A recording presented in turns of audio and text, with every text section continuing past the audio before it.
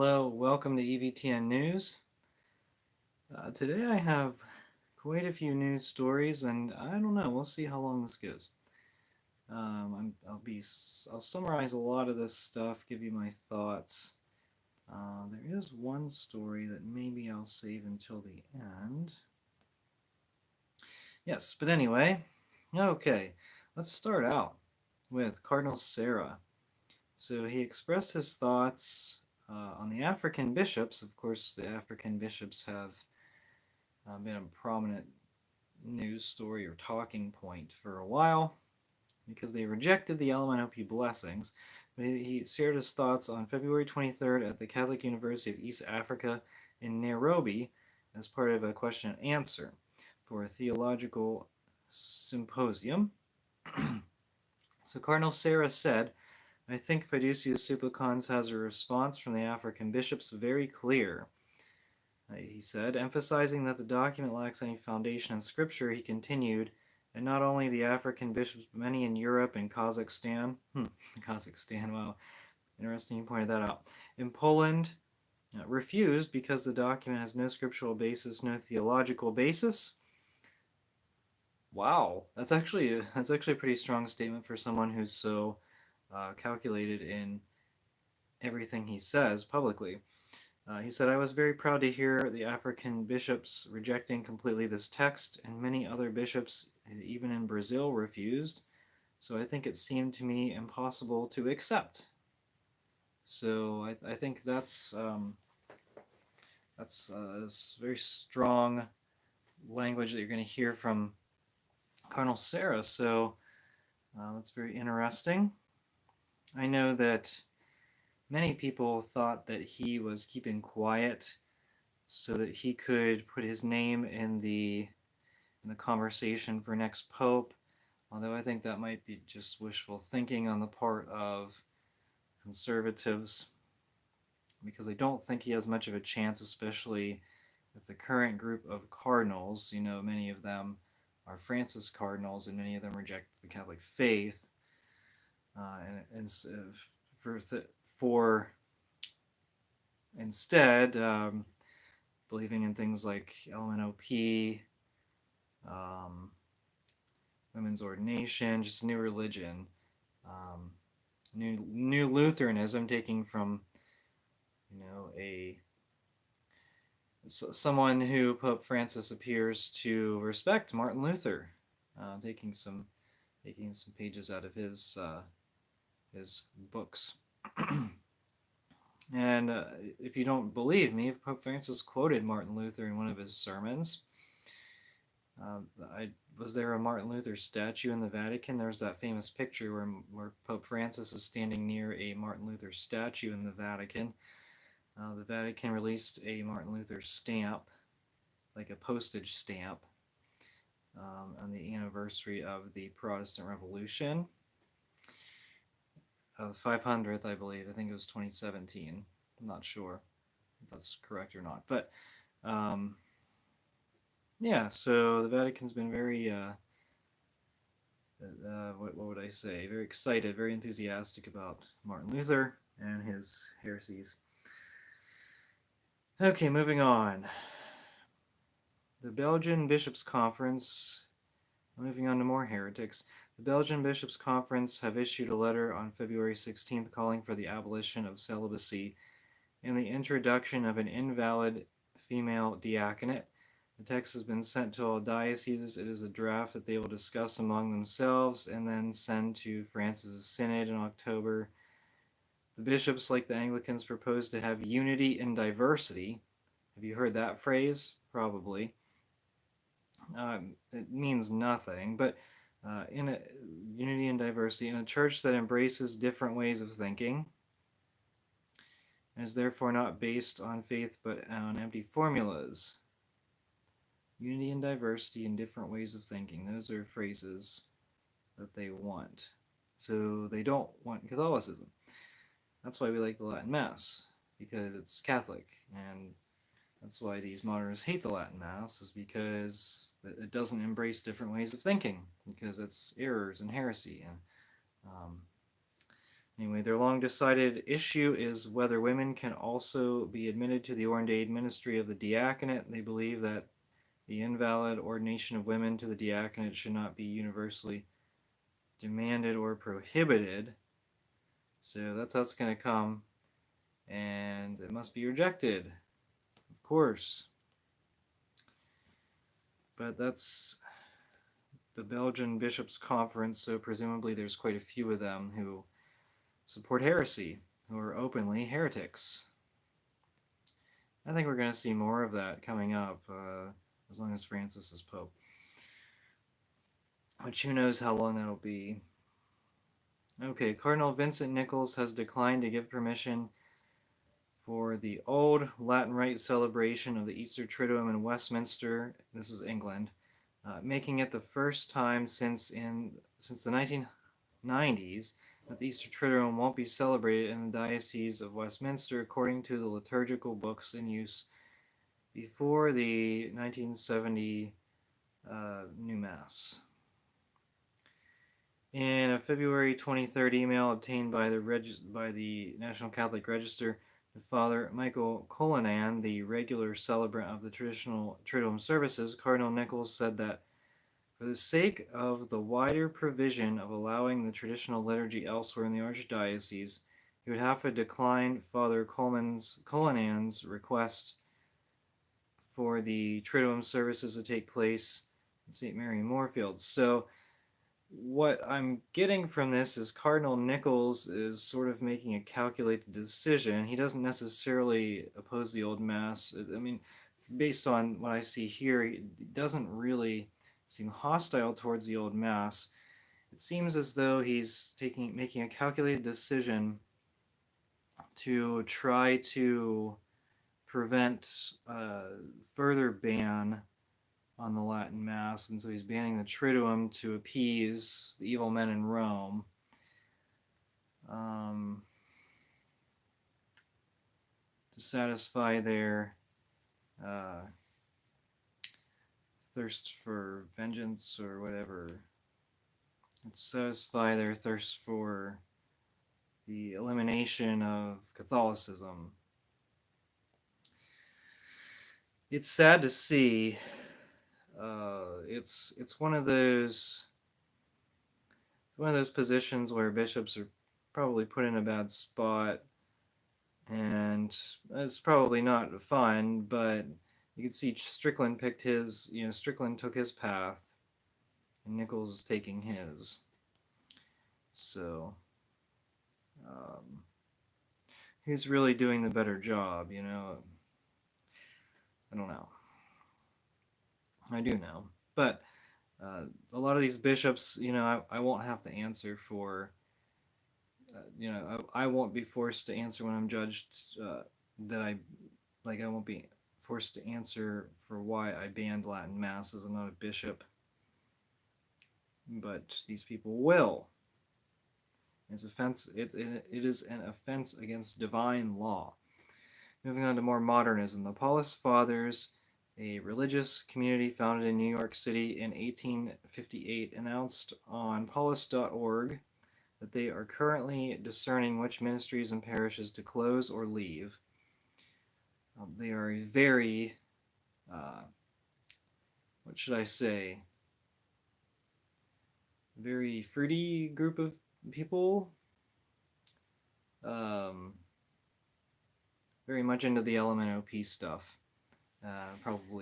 Probably much like James Martin.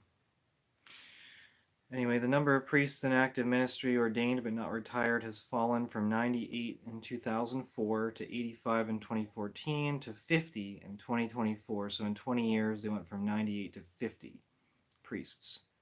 So that's some fruits of the new Pentecost. Or is it a fruit of a religious order that is inclined towards fruits? New York City, they may have been infiltrated by communists.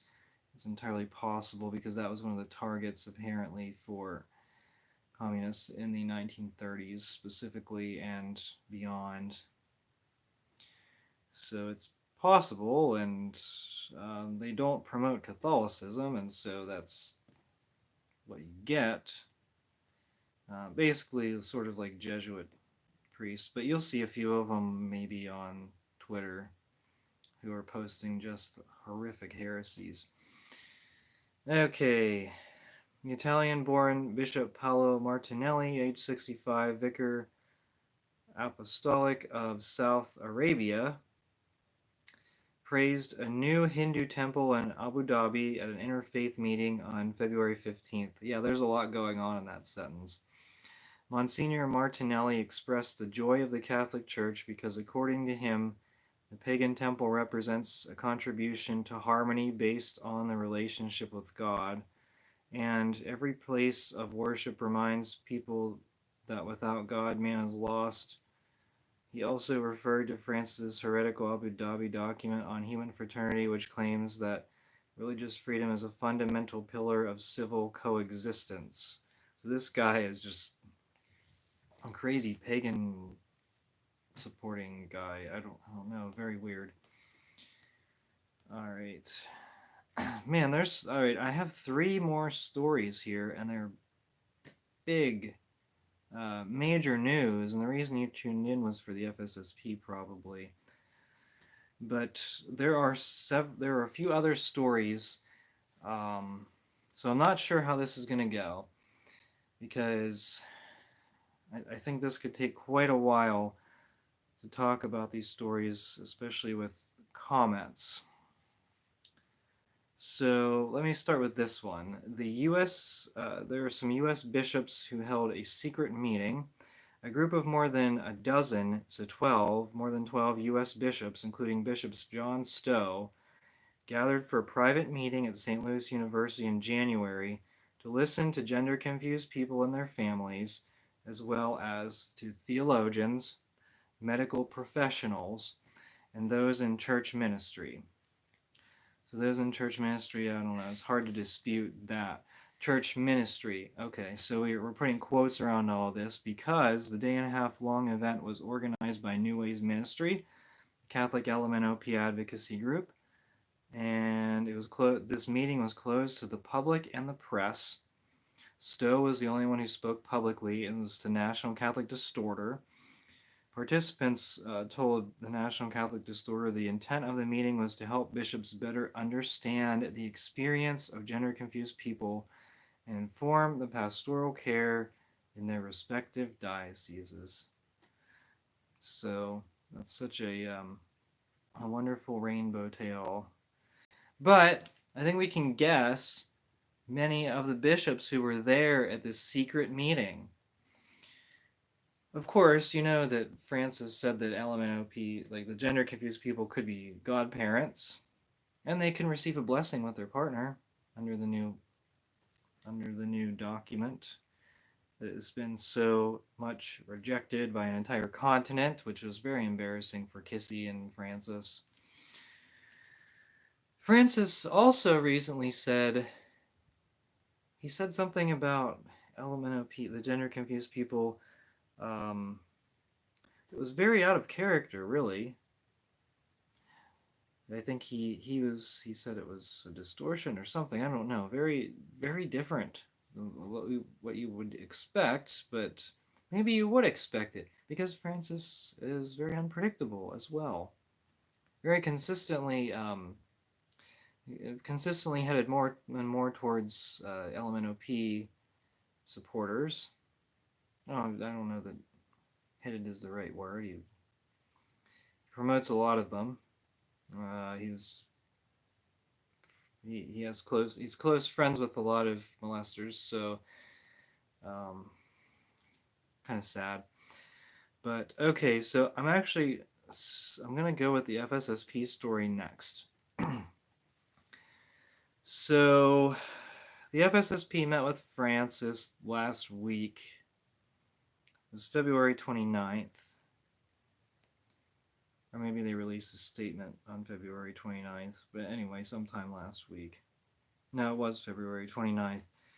The statement, the FSSP's press release, it did not contain when I first read it, it seemed like nothing happened. They met with him and they said, "Oh, great to see you," and great, everything's great, and okay, great.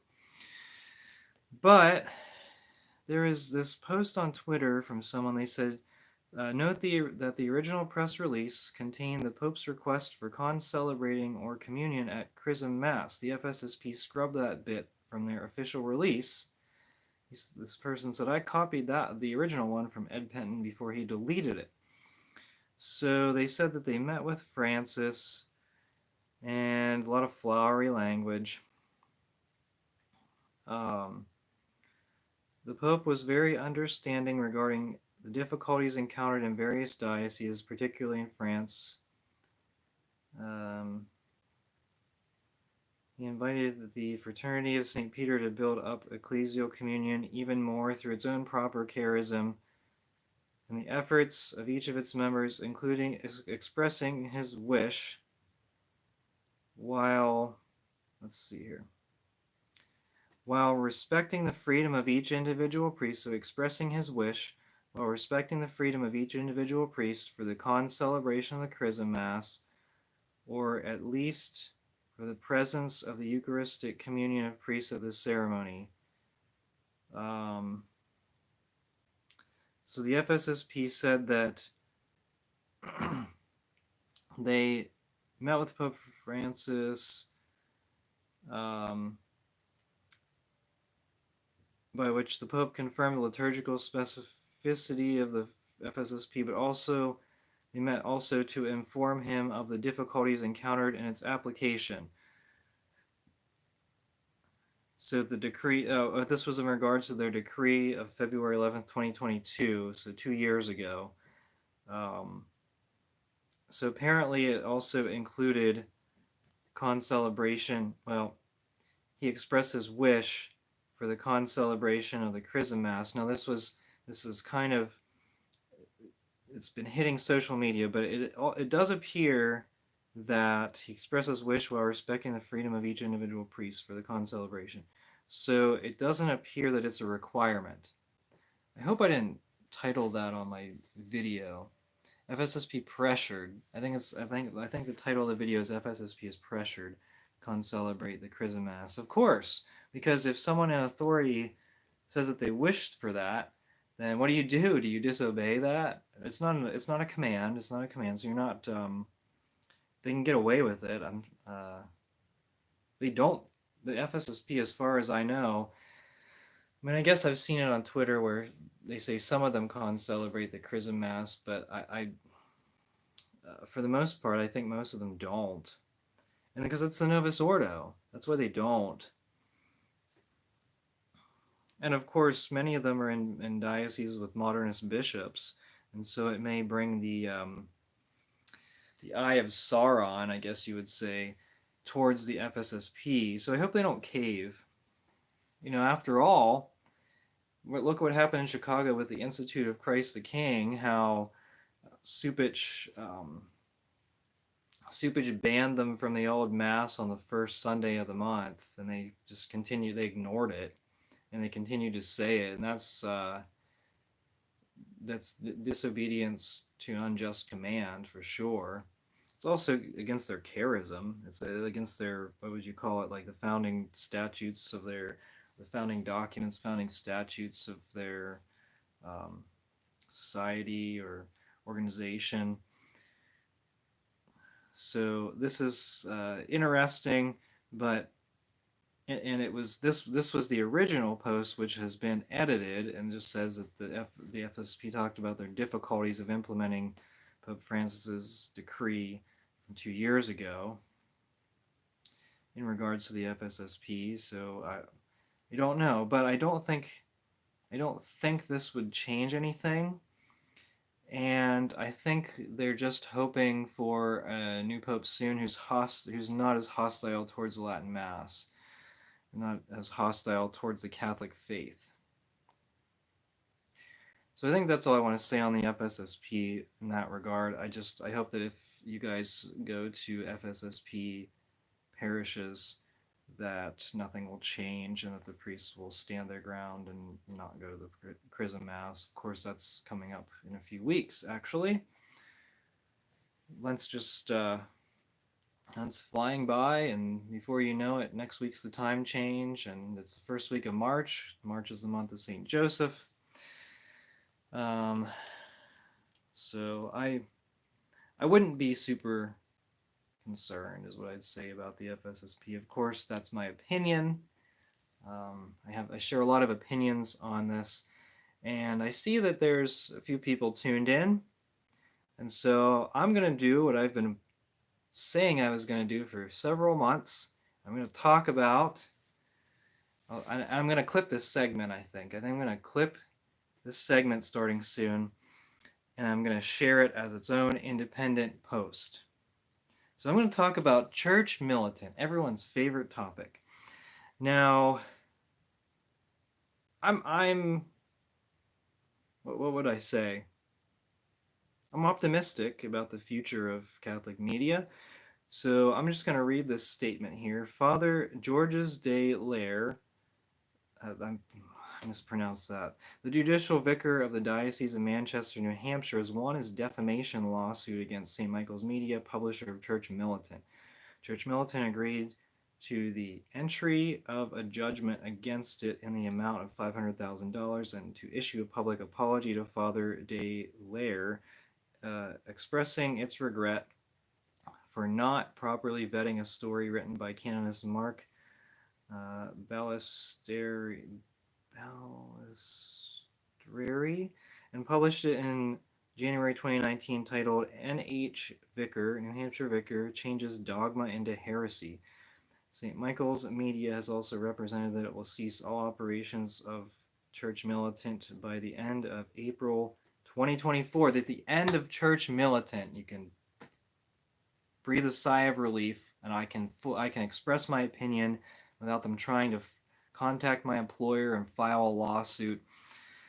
The Church Militant they were vindictive, they were awful. I've expressed this opinion many times, and the end of Church Militant is so much better for everyone. There are definitely some people still that, maybe they're still stuck in that cult, but that's what it was. I'm going to look through my notes. I have a lot of notes on this, and I'm just going to go with it.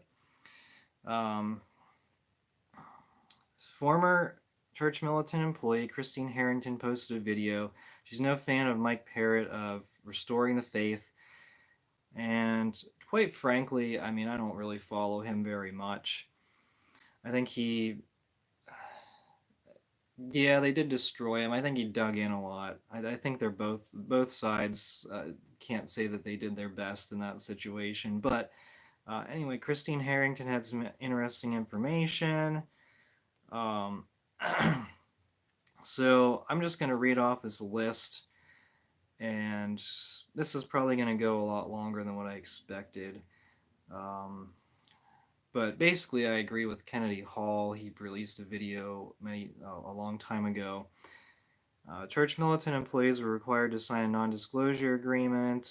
I'd actually need to read the document before I had an informed reaction to that. Church Militant employees were required to attend chapel prayer. They had a chapel in there. I don't think a priest led the prayer. Voris did not attend, but also some managers never attended.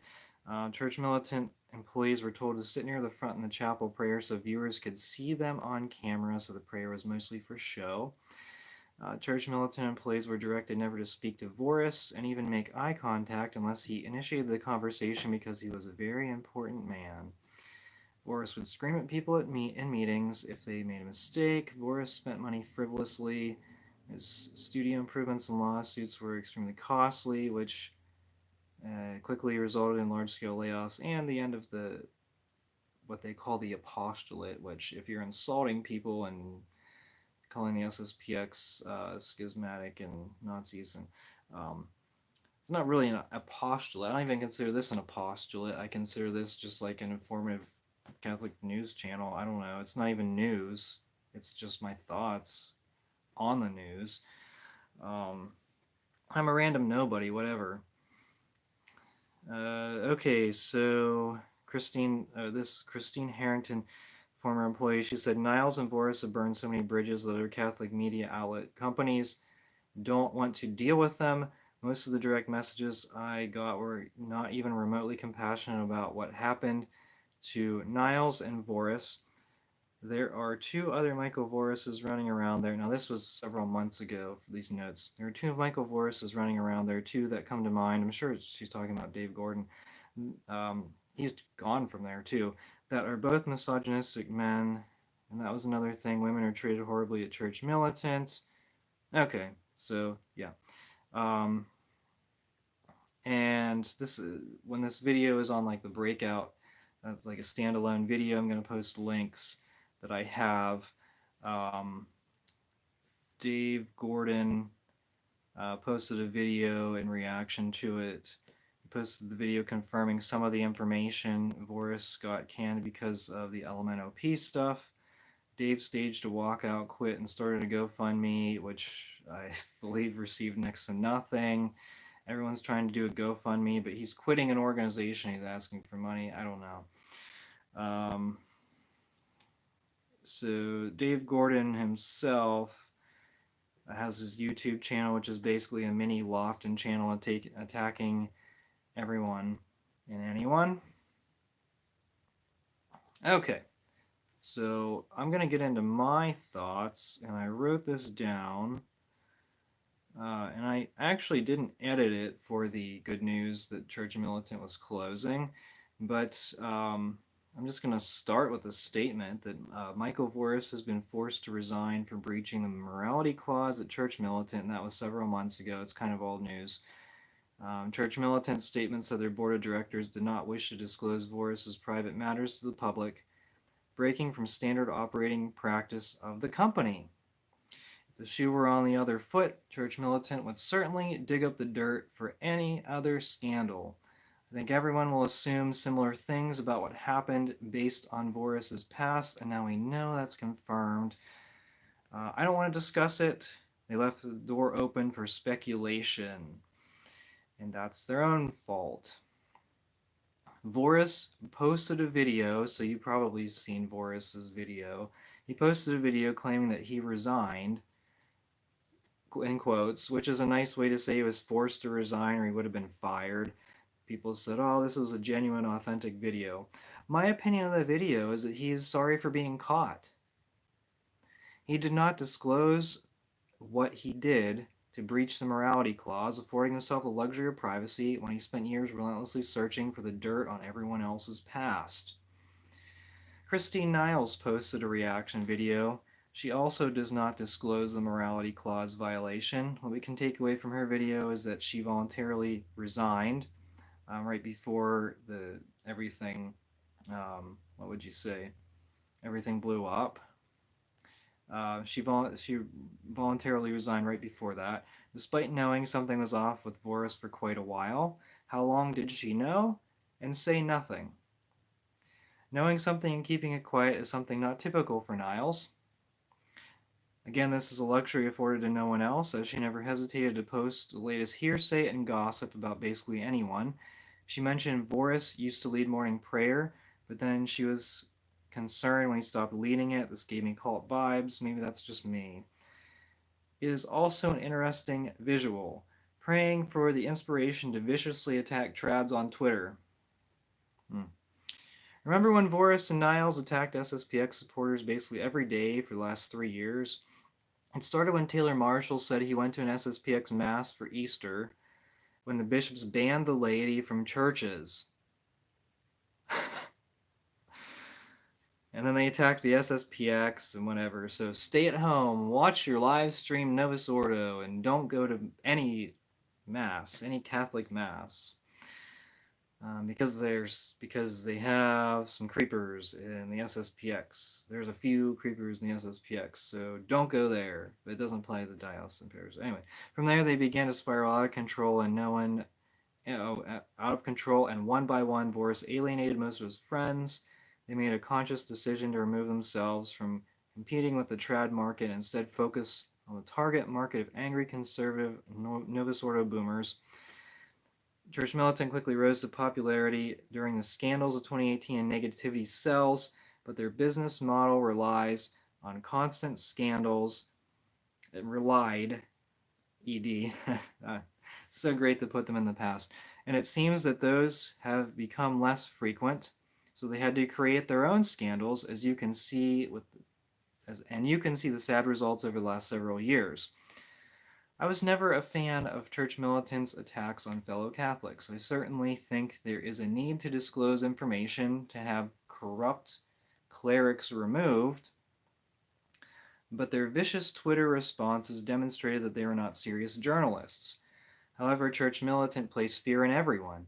I simply ignored them because I had no interest in fighting a frivolous lawsuit or having my past investigated. Again, I see very few who have even speculated about Forrest's past. I have no idea if Forrest is remorseful or not, but be careful. Listen to this. Be careful if in a year or so he publicly repents and then tries to become a media hero. The gullible will certainly rejoice if this happens, but you know the saying, fool me once, shame on you, fool me twice, shame on me. It is no secret that it is easy to quickly achieve some level of fame in the Catholic world. Just take my channel, for example. I'm not famous. I'm a random lay guy who has over 2,000 followers. That doesn't happen for anything else. Using this perspective, did Voris ever reject his previous lifestyle? Was he fooling everyone the entire time? I think those are fair questions to consider. People have expressed optimism for the future of Church Militant. Tough luck now, but you can see the direction. You could see the direct Gordon and recorded a video with Answers funded professional Taylor Marshall critic Michael Lofton. Church Militant failed, and I was hoping that they would fail. I was hoping that they would disband, and I do hope that Voris and Niles fade into obscurity. I doubt all those things will happen. Well, they failed. The Church Militant did fail. They did disband. Voris and Niles are right now in obscurity, but I know Voris has jumped on Twitter to say something. I forget what it was about. Maybe a birthday or something. I don't know. Niles just posts stuff. I don't pay attention. I've ignored them. She's still attacking my parrot from restoring the faith. As for their former employees, I feel bad for anyone who loses their job. I certainly sympathize with them, but these people could find jobs at disability insurance companies if they like to do Facebook stalking. It would serve society in a better way than stalking trads. Sadly, I do expect a hostile reaction to this video from Church Militant supporters. I expect plenty of mean comments and name calling. That's pretty par for the course for Church Militant. And I guess it did force me to reflect on how I present information. What do I report on, and who do I attack, and what's my name? Do I do name calling? I guess it forced me to look in the mirror. So that was sort of my prepared statement. And speaking of the hostile reaction, I do think that I don't know. I guess we will see the reaction to the video. It's well after the fact. Initially, there would have probably been a lot more comments. People were hoping that Church Militant could be saved, and I wasn't. I actually hoped that they disappeared. And of course the people lose their jobs. But I posted a video criticizing Church Militant for their biased reporting on the SSPX, and the reactions I got, I think a lot of the comments I don't want to say they were 50-50. I I stopped paying attention after actually fairly quickly after I posted the video. But at a certain point, I looked and there were over 200 comments, and it was just people name calling each other back and forth. This is the culture that Church Militant has created, and it's toxic. It's bad. They created the magisterium of Vorus. So whoever Vorus said was a creeper was guilty, and he was the arbiter of all truth, and he quickly found out that he wasn't going to capture the traditional market. Was Taylor Marshall had kind of captured the traditional market, and then you had like Michael Matt and Catholic Family News. So Church Militant was never going to be traditional, and they made their decision and parted ways with everyone in a hostile way, and that was it. And so they had a lot of friends. It seemed like, unite the clans, and this is the end of Church Militant. Is it the end of Michael Voris's career in front of the camera? E. Michael Jones said he never should have been in front of the camera in the first place, and I agree. It seems as though that would be a better idea. But I think he'll be back. And that's what I have to say on Church Militant. So, thank you, and I hesitate to ask for your comments. All right, so I'm gonna cut it off. I'm gonna do that video clip. I think it probably will be a long one. I've been wanting to do that for a while, so you'll see that segment posted on my channel. Maybe at some point when I get around to it, I'll clip that. Hopefully soon, and so you don't need to rewatch it. You've already seen it. I am gonna get to the comments. Okay, lots of comments. FSSP is all I have. Yeah, has Mike Parent done a drunken victory lap yet? I mean, I can't say that I'm like celebrating over it. I think that Catholics are better off not having Church Militant to stalk people and post mean things about trads. Christine Harrington is a vindictive woman. But I've watched her video and I've watched Dave Gordon's videos, and I've never I don't necessarily have to agree with everything they say, but there's a lot of truth to what they're saying. So they're facts, they're statements of facts, like they were in the situation, and so you can take what they have to say and you can look at it and filter it and say, oh, this is truth. Okay. Milo is the big red flag for me. Oh, I think I had a quote from Milo too. No way he and Voris. Oh, okay. Milo disappeared pretty fast from their evening news. He quit. Maybe he was truly trying and being around Voris. It was an occasional sin. No, Milo was using it as a cover for his political operations. Hope everyone is praying for Michael. I'm glad they were closing down. I was getting tired of the emails about my credit card expiring.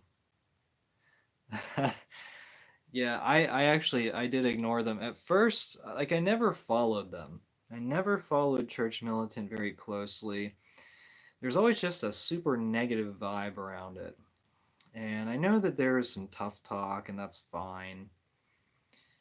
But at a certain point, I mean, I talk about bishops and I try not to generalize. I mean, I think I used to, and that's something that I've really tried to get away from.